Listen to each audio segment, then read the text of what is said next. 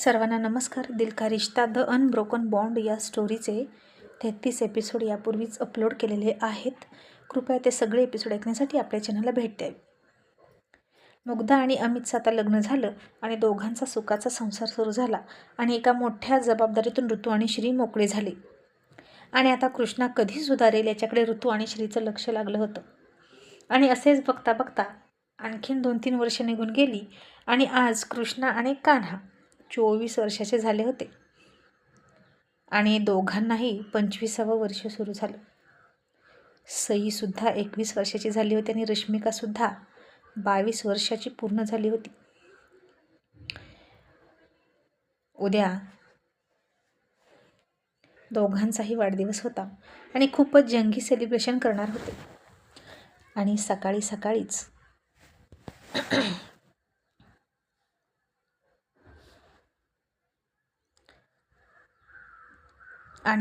सकाळीच कृष्णा आज पुन्हा ऋतूकडे आला आणि म्हणाला, मॉम मला काही पैसे हवे आहेत. आणि ऋतू म्हणाली, कशाला? कृष्णा म्हणाला, मॉम उद्या माझा बर्थडे आहे आणि आजही मला मी जे काही मागतो ते मिळणार नाही का? ऋतू म्हणाली, मिळेल ना, तुझं सेलिब्रेशन तर घरीच होणार आहे, मग आणखीन पैसे कशाला हवेत? तुझ्या मित्रांना इथे बोलाव पार्टीमध्ये. आणि पैसे कशाला हवे ते सांगितल्याशिवाय मिळणार नाहीत.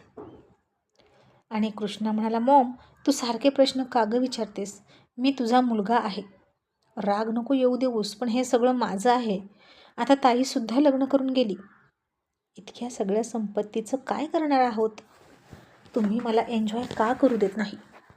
असा तो थोडासा सौम्य भाषेत बोलला, पण त्याचा रोग अजूनही तसाच होता. आणि ऋतू म्हणाली, कृष्णा मान्य आहे की सगळं तुझंच आहे, पण तुला शिस्त नाही म्हणून आम्हाला तुला असा बंधनात ठेवावा लागतो. किती संस्कार केले तुझ्यावर, मी तर कुठेच कमी पडली नाही तुझ्यावर संस्कार करण्यात, पण तुला या वाईट सवयी बहुतेक तुझ्या संगतीमुळे लागलेल्या आहेत. त्यामुळे तू तुझी संगत बदल, तुझे मित्र बदल. कृष्णा म्हणाला, मॉम अगं ते पण चांगले आहेत आणि मी तरी कुठे इतकं वाईट आहे सांग बरं? हेच माझं वय आहे.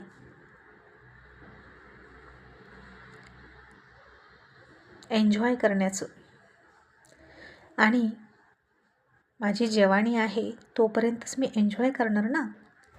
आणि आता इतक्यात श्री पाठीमागून आला आणि त्याला म्हणाला, कृष्णा तू वयाचं सांगतोस का? अरे या वयात एन्जॉयच करायचा असतो असं कुणी म्हटलं? तुझ्या वयात मी काय करत होतो तुला माहीत आहे का? शिक्षण घेत घेत मी छोटं हॉटेल चालवायला घेतलं होतं. मी आणि माझी आई ते हॉटेल रात्रीच्या 11-12 वाजेपर्यंत चालवायचो. आणि कृष्णा म्हणाला, मग डॅड मला सांगा, त्यावेळी तुमची परिस्थिती नव्हती एन्जॉय करण्याची, चैन करण्याची, पण माझी परिस्थिती आहे ना. मग माझ्या सुखाच्या आड तुम्ही का येता? आणि मला पैसे मिळणार आहेत की नाही सांगा, नाहीतर मी माझा पर्याय शोधतो. श्री म्हणाला, नक्की काय करशील? चोरी करशील का? आणि कृष्णा म्हणाला, काय करू? जीव देण्याशिवाय दुसरा पर्याय नाही माझ्याकडे, असं म्हणून निघून गेला. आणि ऋतू श्रीला म्हणाले, श्री देऊया का त्याला पैसे? श्री म्हणाला, ऋतू त्याचा पॉकेट मनी देतोय आपण त्याला, त्यानं तेवढ्यातच त्याचा खर्च भागवायला हवा. आणि त्याला कशाला हवे ग पैसे? आणि कशाला पैसे हवे असतात आपल्याला माहीतच आहे ना. अगं तो नशा करतोय आणि मुलींना हॉटेलवर घेऊन जातोय. आणि एक्स्ट्रा पैसे हवे असतील तर कशाला लागतात हे सांगायलाच हवं. आणि त्याची ती उद्धट मैत्रीण, तिच्यासोबत त्याचं अफेअर सुरू आहे. आणि ऋतू म्हणाली, पण ही मुलगी घरात येता कामा नये श्री, खूपच विचित्र आहे ती. अहो किती हक्कानं बोलत होती आणि मुग्धाच्या सुखावर उठली होती ती मुलगी. चक्क मुग्धाचा साखरपुडा मोडला तिनं.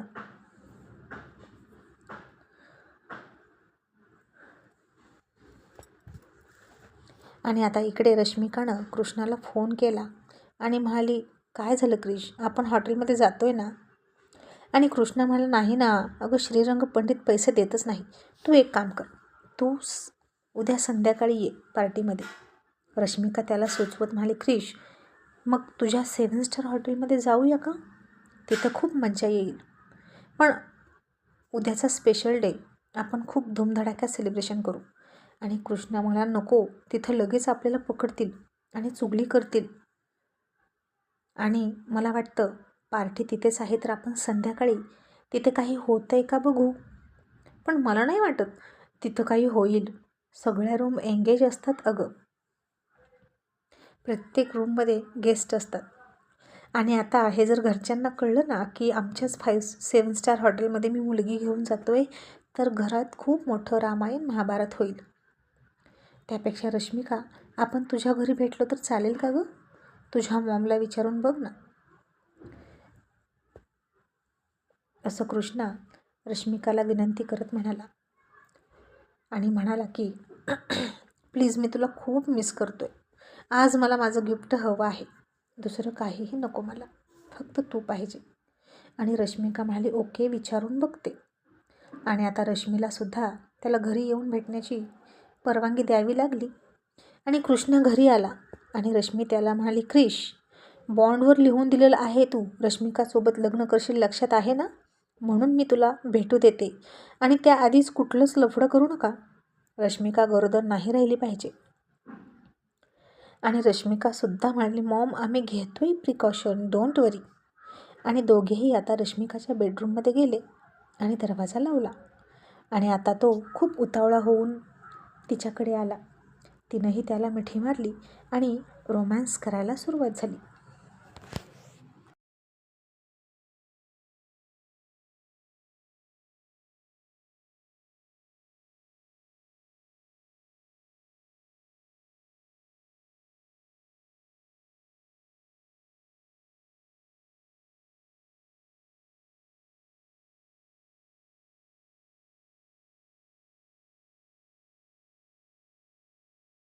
आणि इकडे बाहेर रश्मीने ड्रिंकचा ग्लास भरला आणि आता काहीतरी हालचाल केलीच पाहिजे.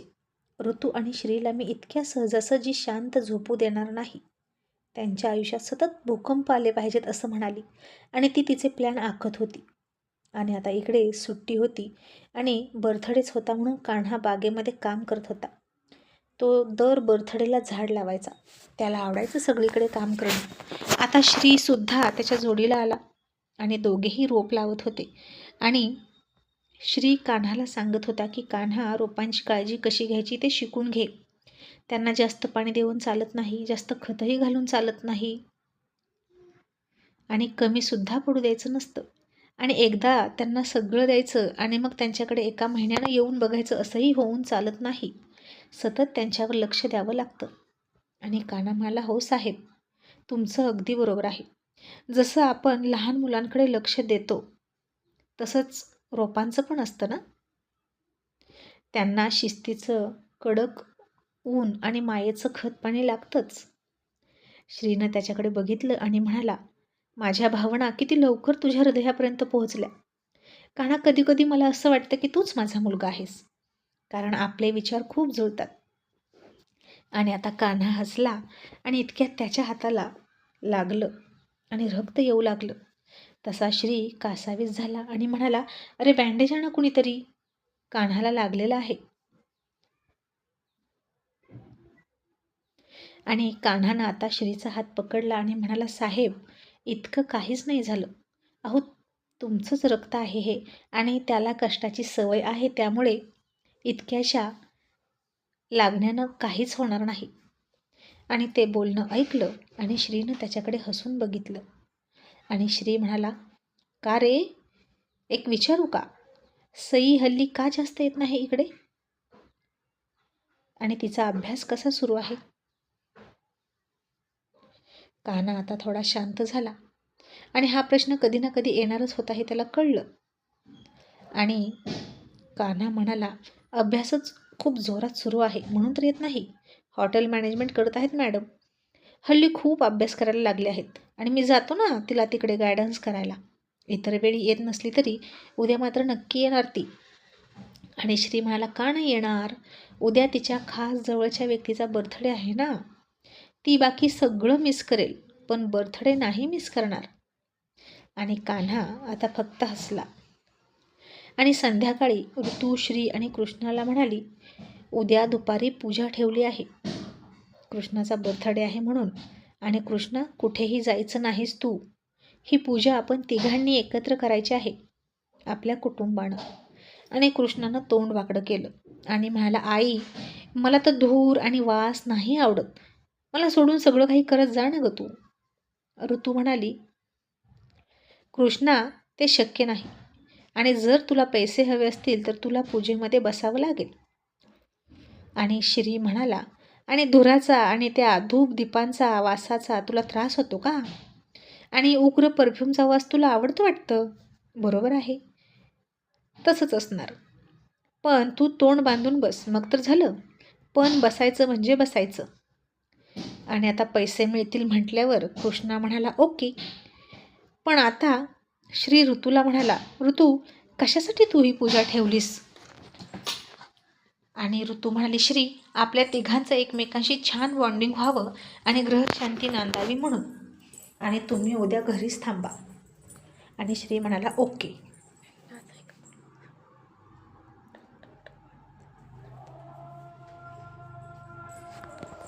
आणि श्री म्हणाला, ओके.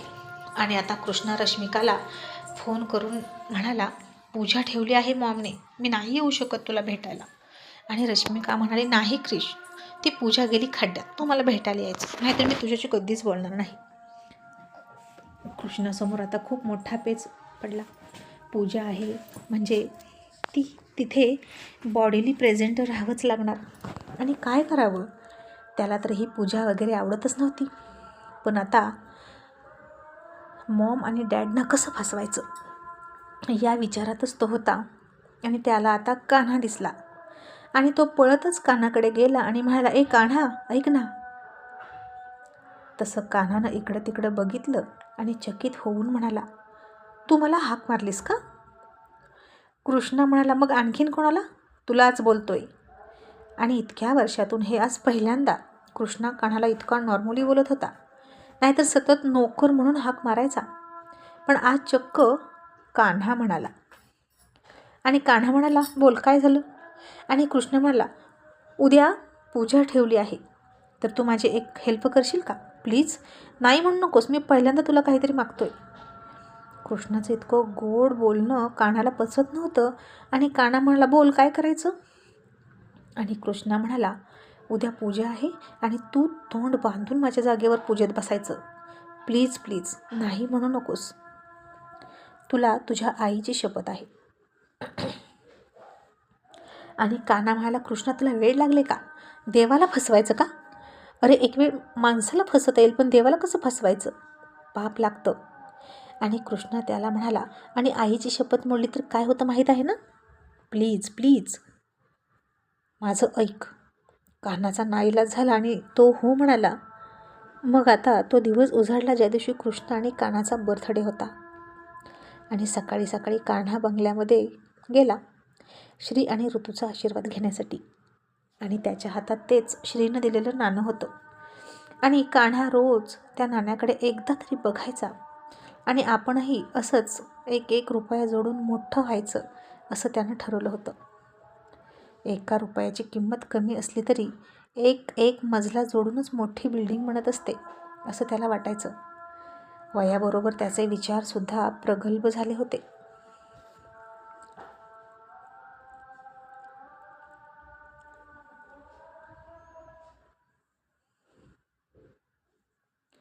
आणि त्या दोघांना शेजारी शेजारी नेहमीसारखं उभा केलं आणि विठ्ठल रुक्माईला नमस्कार केल्यासारखा नमस्कार केला त्यानं. आणि त्यांचा दिवटा चिरंजीव अजून झोपलेलाच होता. आणि श्रीनं कानाला मिठाई भरवली आणि वाढदिवसाच्या शुभेच्छा दिल्या. आणि तुझं व्यक्तिमत्व असंच बहरत जाऊ असा शुभ आशीर्वाद दिला. आणि वंदना ते सगळं तिथंच उभा राहून बघत होती. आणि श्री म्हणाला, आज नीतूसोबत मीटिंग आहे ना, आणि अमितसुद्धा तिथं असेल. कान्हा, हे छोटे छोटे प्रोजेक्ट लवकर पूर्ण करा आणि मोठे व्हा. आणि कान्हा म्हणाला, हो साहेब. आणि कान्हा आता श्रीसोबत रोज ऑफिसला जायचा आणि बिझनेस शिकून घेत होता. नील आणि श्रीच्या कंपनीनं एकमेकांसोबत हात मिळवणी केली होती. फॅमिली पार्टनर आणि बिझनेस पार्टनर. आता असं त्यांचं रिलेशन दुहेरी झालं होतं. आता कान्हा परत आला आणि त्याच्या आउट हाऊसमध्ये शिरला आणि त्याच्या पाठीमागे कोणीतरी आहे पडद्याच्या आड असं त्याला वाटलं. आणि त्यानं आता ओठांवर ओठ दाबून त्याचं हसू अडवून ठेवलं आणि त्या पडद्याच्या मागे हळूच हात घातला आणि तिकडे न बघताच तिचा हात पकडला आणि तिला समोर ओढून घेतली. तसा सईचा पाय घसरला त्या पडद्यामध्ये अडकून आणि अरे अरे म्हणेपर्यंत दोघेही एकमेकांवर कोपऱ्यात कपाट होतं त्या कपाटाच्या बाजूला भिंतीवरच आदळले. आणि आता पाठीमागे खिळा होता तीक्ष्ण आणि सईचं डोकं त्या खिळ्यावर जाणार इतक्यात कान्हाने तिथे हात ठेवला आणि सईचं डोकं त्याच्या हातावर अलगद टेकलं. सईनं आता डोळे झाकून घेतले होते घट्ट आणि कान्हा तिच्या अंगावर खूप चिकटून उभा होता. डोळे झाकले होते तरी त्याची उपस्थिती तिला जाणवत होती आणि दोघांचीही तोंड एकमेकांच्या तोंडाच्या खूप जवळ होती. सईच्या हृदयाची धडधड आता खूप वाढली होती आणि कान्हाची खाली नजर झुकली होती तिच्या ओठांकडे आणि तिच्या ओठांवरचा काळा तीळ तो निरखून बघत होता.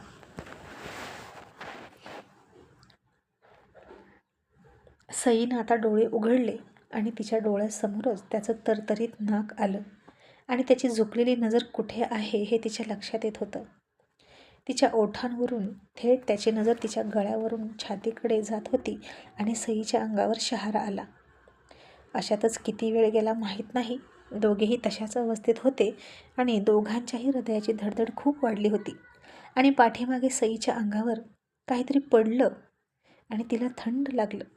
तिनंच कान्हाला सांगितलं की अरे काय पडलं माझ्या अंगावर कान्हा. तसं कान्हासुद्धा भानावर आला आणि पाठीमागे बघितलं तर त्याच्या हातातून रक्त येत होतं आणि सई घाबरली आणि म्हणाली अरे हे काय. आणि कान्हानं तो हात काढला आणि झटकत म्हणाला कुठे काय. सई म्हणाली कुठे काय म्हणजे. कान्हा तुझ्या हातात खिळा घुसला. आणि आता कान्हा बेफिकीरपणे म्हणाला मग घुसू दे ना. माझ्या हातात नसता घुसला तर तुझ्या डोक्यात घुसला असता आणि तू डोक्यानं पंक्चर झाली असती, कारण आधीच तुला मेंदू नाही, त्यात खिळा घुसला असता तर पंक्चर झाली असती. आणि ए आगाऊ, तुला कोण असं लपून बसायला सांगतं ग. चोरासारखी येतेस नेहमी माझ्याकडे. सईन आता पर्समधून तिचा रुमाल काढला आणि त्याच्या हाताला बांधला आणि म्हणाली कान्हा तुला माझी किती काळजी आहे रे, आणि अशीच काळजी आयुष्यभर घेशील का. आणि कान्हानं आता तिच्या हातातून हात सोडवून घेतला आणि तिला म्हणाला मी का घेऊ. मी काय तुझा ठेका घातला आहे का. लग्न कर आणि जा, तुझा नवरा घेईल तुझी काळजी. तशी सई चिडली आणि म्हणाली खबरदार माझ्या लग्नाचा विषय काढला तर. तुला काहीच वाटत नाही का, तुला काही समजतच नाही का. आणि कान्हा आता मुद्दाम म्हणायचा काय समजायचं त्यात, जे आहे ते आहे. प्रत्येक मुलीला कधीतरी लग्न करावं लागतं. आता बघ मी सुद्धा लग्न करणारच की कुणाशी तरी. सई म्हणाली कुणाशी करशील. आणि कान्हा म्हणाला कुणाशी बोल करेल, तुला काय करायचं. आणि सई हिरमुसली.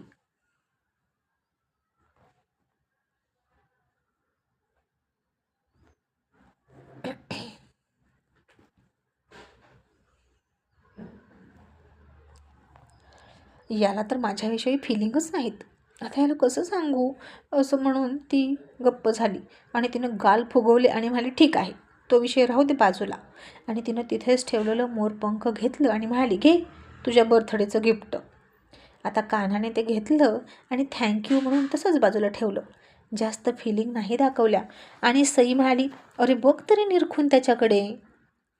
आता सई अशी म्हणत होती कारण सईनं त्याच्यावर आय लव्ह यू लिहिलं होतं त्या मोरपंखावर.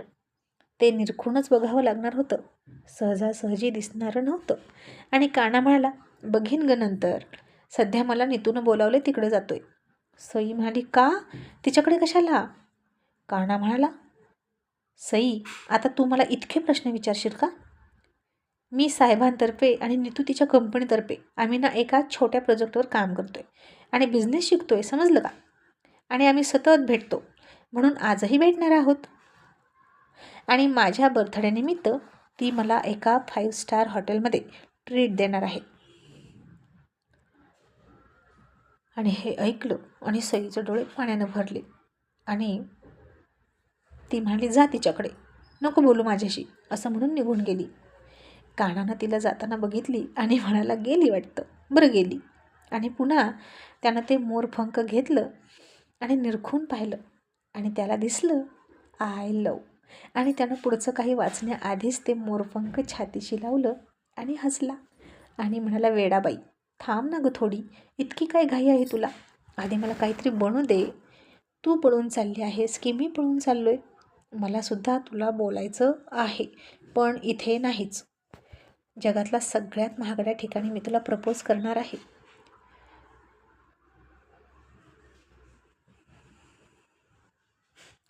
असं कान्हानं स्वप्न बघितलं होतं सईसाठी. कारण सई त्याच्या हृदयाचा एक हळवा कोपरा होती. लहानपणापासून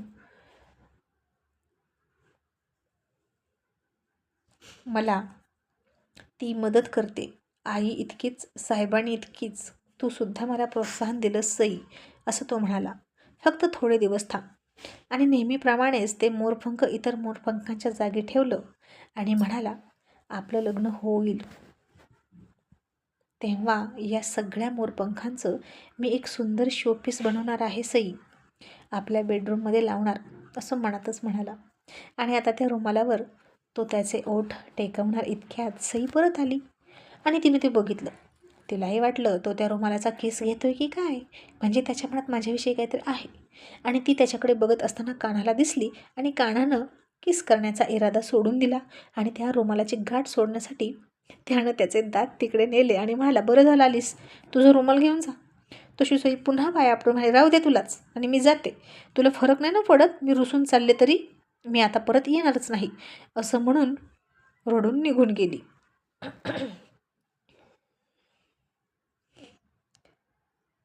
आणि कान्हा पुन्हा खूप हसायला लागला आणि त्यानं त्याचे ओठ पुन्हा त्या रुमालावर टेकवले आणि म्हणाला, तू येणार, तू आणि तूच येणार. माझ्या हृदयाशी जोडलेला धागा तुला पुन्हा पुन्हा माझ्यापर्यंत घेऊन येणार. मग आता कृष्णा त्याच्याकडे आला आणि म्हणाला, तू कुठेही जाणार नाहीस ना? कान्हा म्हणाला, मीटिंग आहे अमित जिजूसोबत. कृष्णा म्हणाला, गुड, म्हणजे घरच्यांना वाटेल तू मीटिंगसाठी गेला आहेस आणि जिजूला वाटेल तू काहीतरी काम आहे म्हणून आला नाहीस. परफेक्ट आहे, तू माझ्या बेडरूममध्ये लपून बस. कान्हा म्हणाला, कृष्णा हे सगळं कशासाठी आणि मी तुला इतकं खोटं बोलण्यात का मदत करतो हेच मला कळेना. आणि कृष्णा म्हणाला, कारण तू खूप चांगला आहेस आणि तुझ्या आईची शपथ आहे तुला, लक्षात ठेव, चल पटकन, असं म्हणून त्याला रूममध्ये लपवून ठेवलं. आता पूजा सुरू झाली होती आणि कृष्ण येऊन बसला ऋतू आणि श्रीच्यामध्ये आणि 2च मिनिटात त्यानं पूजा सुरू असतानाच म्हणाला, मला खोकला येतोय मॉम, मी काय करू आणि मला हा धूरही सहन होत नाही. आणि श्री म्हणाला, मग जा तोंड बांधून ये. आणि कृष्ण आतमध्ये गेला. त्याने पटकन त्याचे कपडे काढले, कानाला घातले. आता दोघेही एकाच दिवसाचे होते, वयाचे एकाच होते आणि सेमच होते, अंगकाठीसुद्धा सेमच होती. आणि कपडे बदलून पाठीमागच्या खिडकीतून कृष्णा निघून गेला रश्मिकाला भेटायला आणि कान्हा तोंड बांधून ऋतू आणि श्रीच्या मध्ये बसला. ऋतू आणि श्रीचं पूजेमध्ये लक्ष होतं. त्यांना वाटलं की कृष्णच आहे आणि पूजेला सुरुवात झाली आणि खऱ्या अर्थानं आई वडील आणि मुलगा यांची पूजा सुरू झाली.